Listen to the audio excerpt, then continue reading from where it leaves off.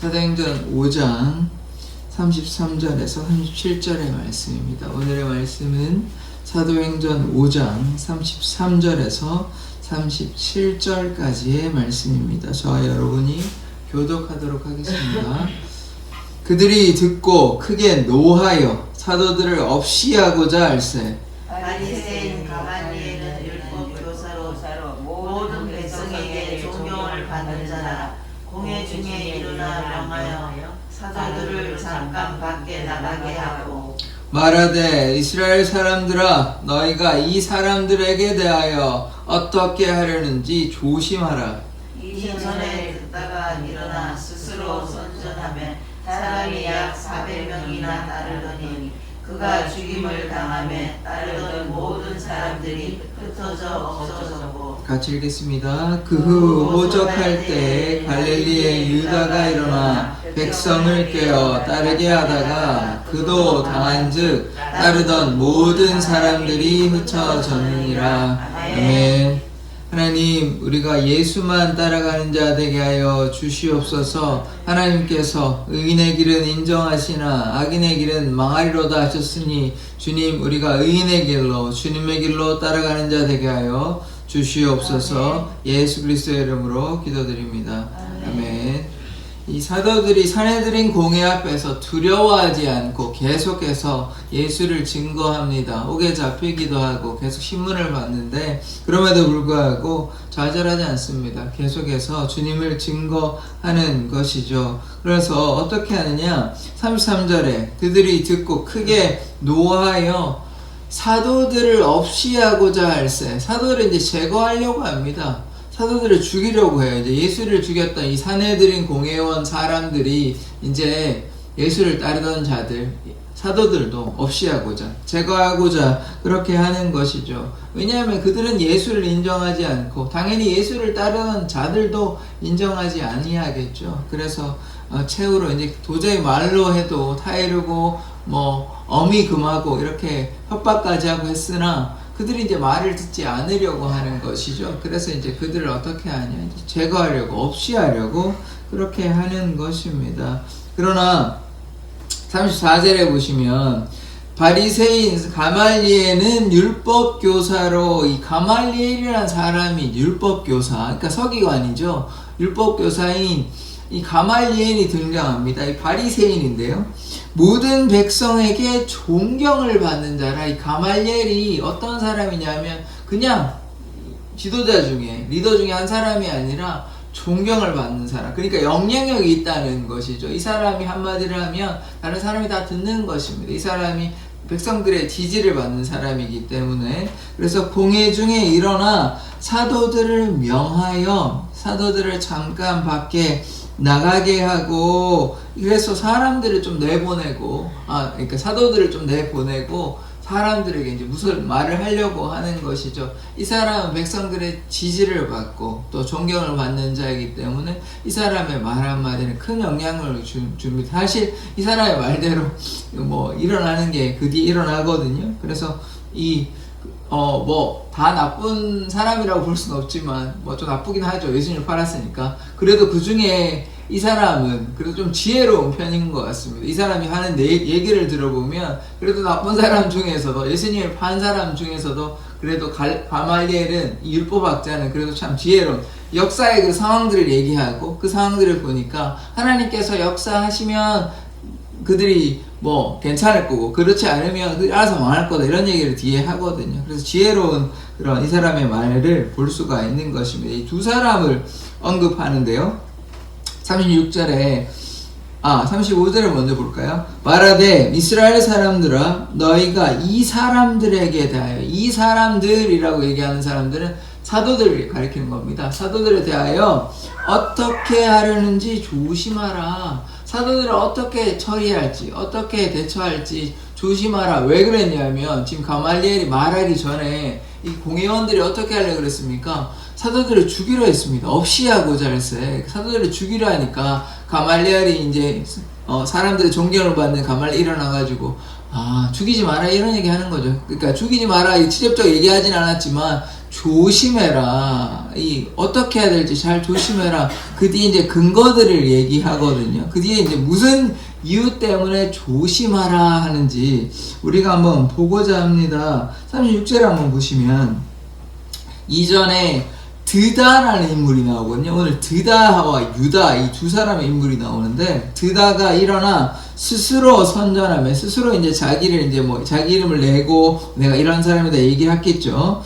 사람이 약 400명이 따르니, 한두 명이 따른 게 아닙니다. 꽤 많은 사람들이 따랐죠. 그러니까 400명이 따랐다는 것은 그만큼 무슨 영향력이 있었던, 그 사람이 무슨 대단한 일을 했던, 뭘 했는지는 알 수는 없습니다. 무슨 기적이 나타나는지, 아니면 어떤 굉장히 아름다운 사람이었는지, 잘생긴 사람인지, 말이 뛰어난 사람인지, 이런 내용은 없어요. 근데 그 중에 뭔가가 있어가지고, 어떤 매력이 있었던지, 어떤 영향력이 있었던지, 혹은 돈이 많았던지, 뭐가 있었습니다. 뭐가 있었기 때문에 400명이나 따랐대요. 400명이 따르더니, 그가 죽임을 당함에, 잘 보십시오. 이제, 하나님께서 인정하지 않았다 이런 얘기를 하는 것이죠. 그러니까 이 마음대로 했기 때문에 400명이나 따랐는데 어떻게 됐냐면 죽임을 당했답니다. 그러니까 하나님께서 인정하시면 괜찮은데 하나님께 인정하지 아니하는 사람 이렇게 죽는다. 가말리엘이 예전에 역사 이야기를 하는 거예요. 이전에 어떤 사건에 대해서 드다가 일어났는데 400명이나 따랐는데 이 사람이 결국 죽었다 이 얘기를 하는 것입니다.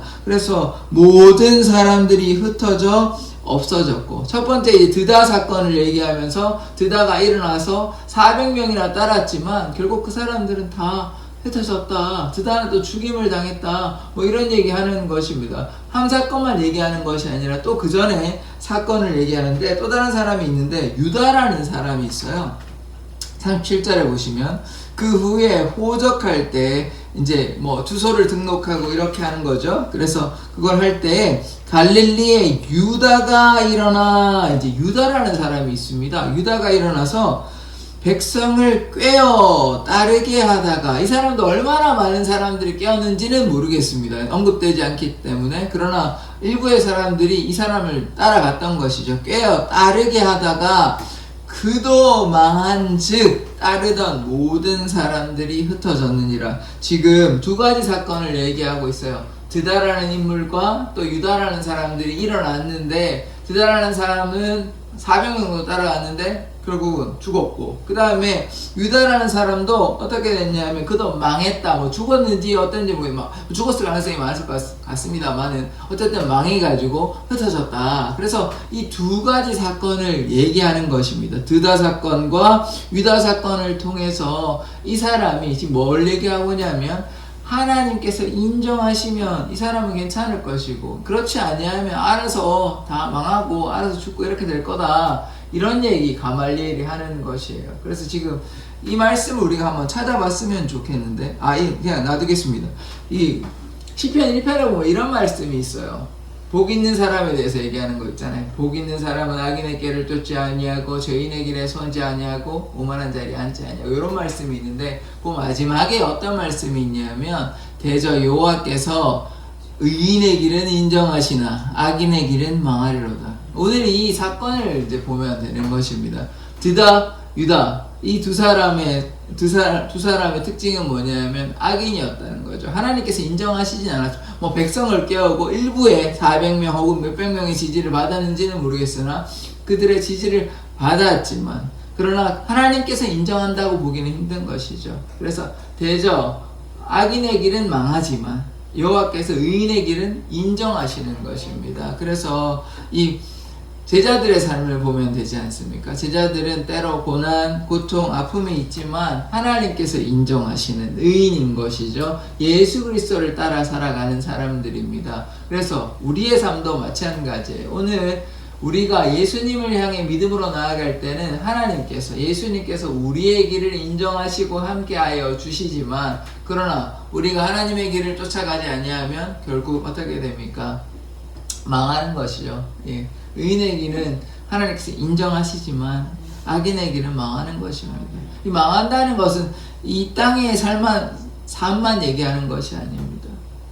영원한 하나님의 나라에 들어갈 수 없다는 것이죠. 그래서 죄인은 결코 하나님의 나라에 들어갈 수 없는 것이, 이 땅에서도 하나님의 심판이 있습니다.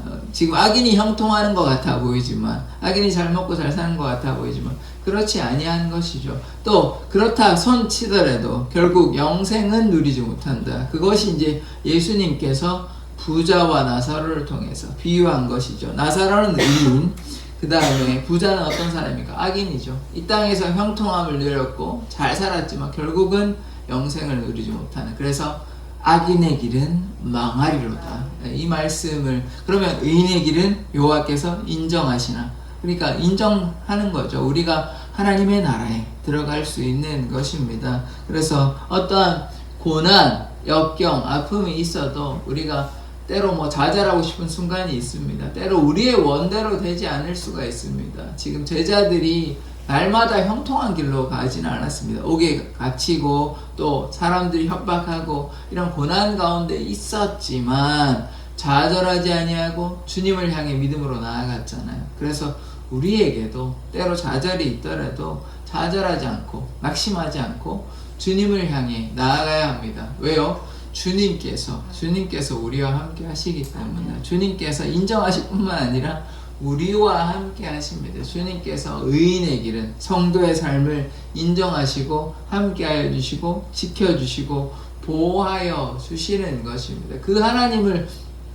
우리가 믿고 신뢰하며 나아가는 것입니다. 그 하나님에 대한 진실한 믿음이 있을 때 우리 가운데, 이게 그냥 실제로 그렇지 아니한데 그냥 믿는 게 아니라 실제로 그걸 우리가 믿고 하나님의 그 사랑을 깨닫고 하나님께서 또 역사하심을 우리가 경험하는 것이죠. 그러니까 그냥 말로만, 생각으로만 하는 것이 아니라 실제로 하나님의 역사하심을 우리는 경험할 수 있습니다. 하나님의 은혜가 우리 가운데 임함을 경험할 수 있습니다. 병자가 치유함을 받고 귀신이 쫓겨남을 당하고, 하나님의 그 역사가 단순히 거기에만 있는 것이 아니라 우리의 마음에 하나님의 평안이 실제로 있는 것입니다. 우리가 그냥 뭐 믿고 세뇌당하고 그런 척하는 것이 아니라 실제로 우리 안에 하나님께서 주시는 기쁨과 평화, 그 다음에 감사가 있는 것입니다. 어떻게 할 때요?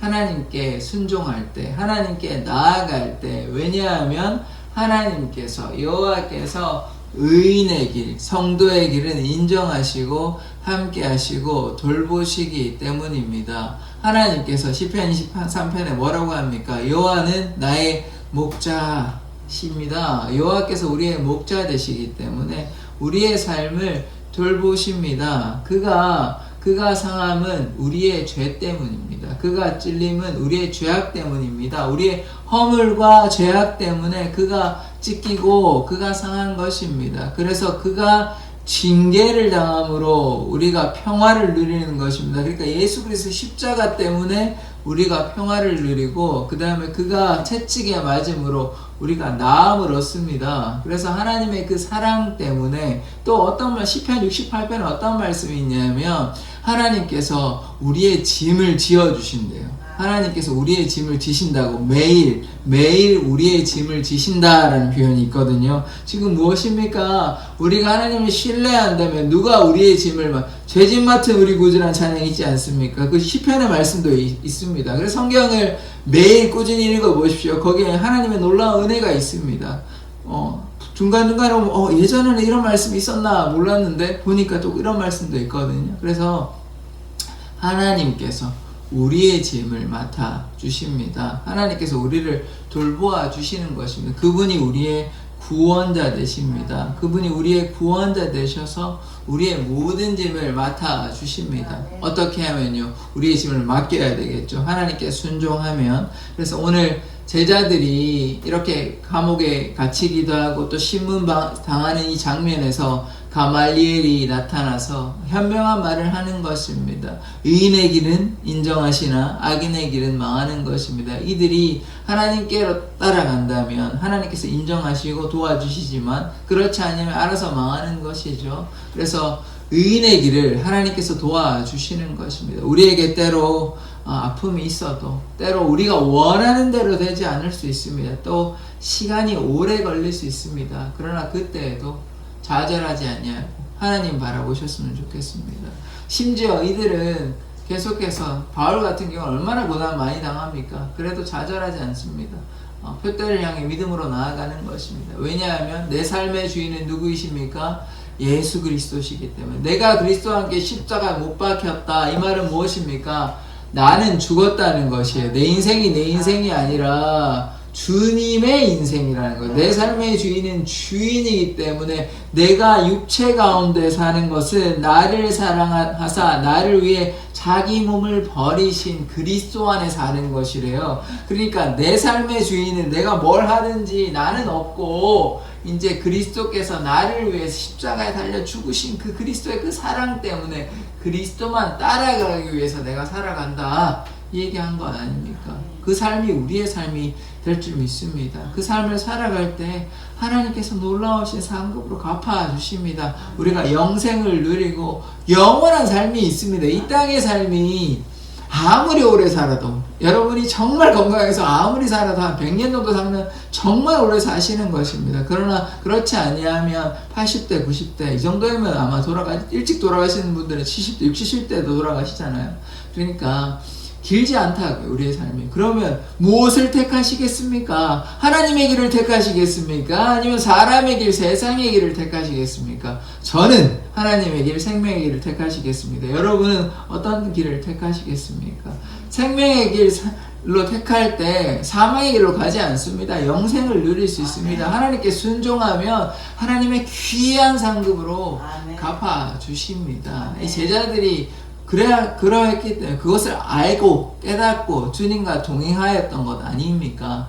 우리도 주님과 동행한다면 우리의 삶을 선한 목자 되신 예수 그리스도께서 우리의 삶을 지켜주십니다. 구원의 반석 되시고 우리에게 믿음의 방패도 허락하여 주시고 날마다 영적 전쟁에서 승리할 수 있습니다.